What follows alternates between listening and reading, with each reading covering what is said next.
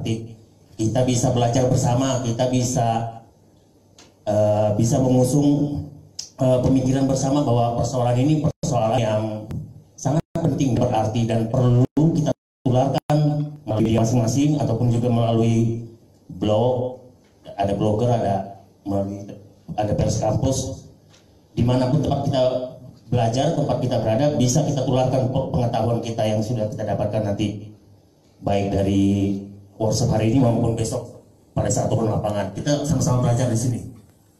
Karena itu saya juga membaca di sini kebetulan ada dari pembicara dari Tirto, bahwa Tirto.id dari Jakarta, Tirto pernah memaparkan persoalan sanitasi ini bahwa 47% kebutuhan sebanyak 47% pada 2016 kebutuhan terhadap akses sanitasi layak itu masih belum ada di Indonesia. Jadi masih cukup banyak masyarakat Indonesia yang belum memiliki akses terhadap sanitasi layak.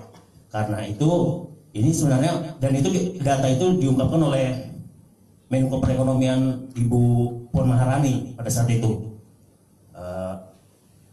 Ini kan 47% manusia Indonesia belum memiliki akses terhadap sanitasi layak. Ini bukan perkara yang sepele sebenarnya.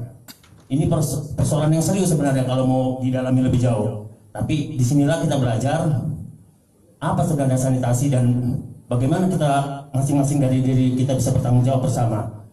Oleh karena itu, melalui acara 2 hari ini kita diharapkan bisa semaksimal mungkin untuk belajar dan terus menularkan pengetahuan kita. Semoga bisa perlahan-lahan mengubah pola perilaku masyarakat menjadi lebih sehat.